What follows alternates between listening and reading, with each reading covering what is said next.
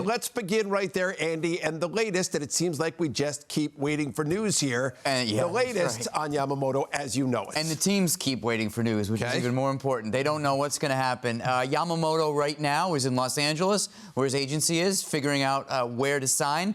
So here's the deal. This is where it's always been and where it continues to be up to the minute. Yankees and the Dodgers have always been in a great position on Yamamoto, and the Mets I would classify as more hopeful.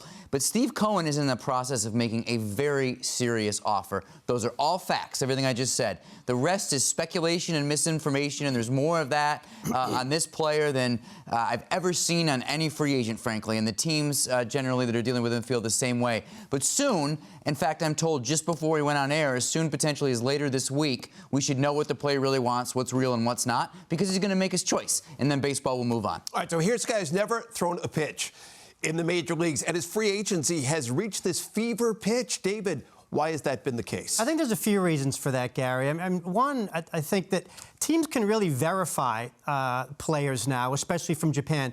All their stadiums now are wired up for data and analytics part. When teams love having that concrete evidence. It's not just scouts' eyeballs now that are determining this. They can see spin rates. They can see how he performs in every atmosphere. So that's an important part of teams being interested here. They can really quantify that. Another part is the global appeal. I mean, this guy has become a global superstar. We saw him in the WBC. You know, his legend kind of grew along those lines. And teams, I think, now are appreciating, look at what Ohtani's done.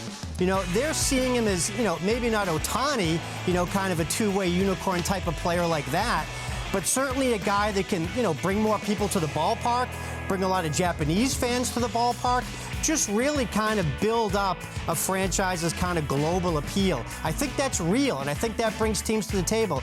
Also, in third, guys, the fever pitch, social media. You know, the pressure to have every little bit of information and to escalate is immense. And in 2023, approaching 24 here, we've never seen it at this level. That's helped fuel the fire here. Yeah, the world has gotten smaller. There's no question about that. Let's welcome Todd Zeile into the broadcast right now. Always good to see you, Todd. What do you think the biggest challenges are that Yamamoto's going to be facing? Number one, adjusting to the big leagues when he does pitch in the majors next season, and especially if he does decide to play here in New York, whether it's with the Mets or the team across town. Well, look, yeah, I think the reality is that this guy's already been a superstar. All the things that Dave and Andy are already talking about is that he is a superstar in Japan. He has got quality stuff. He's been all-star, Cy Young capable in Japan. So the adjustments here, as you saw a little bit with Senga this year, a little bit to do with the baseball, a little bit to do with the rotation not being six-man.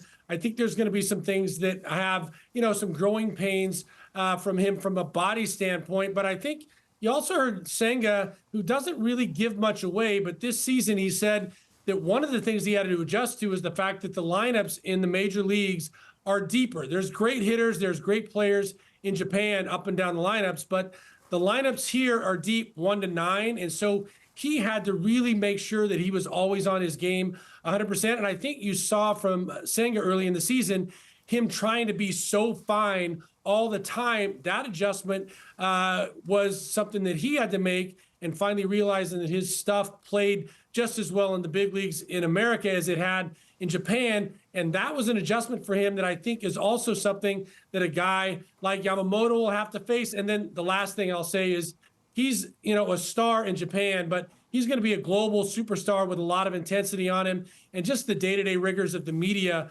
is something he's going to have to adjust to in New York.